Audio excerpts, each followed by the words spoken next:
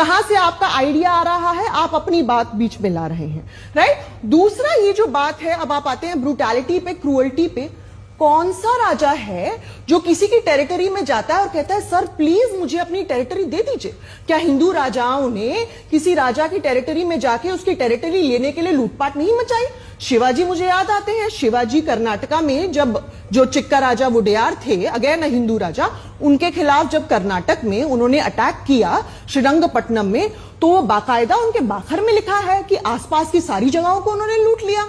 फिर आप चोलास को ले लीजिए, राजा चोला 11th सेंचुरी के रूलर, बहुत ही महान शासक हैं, उनके बनाए टेंपल। एक सेकंड आपको टोक रही हूं, क्योंकि आपने छत्रपति शिवाजी महाराज की बात की। उनकी आस्था बहुत लोग रखते हैं, उनको भगवान की तरह पूजते हैं महाराष्ट्र में।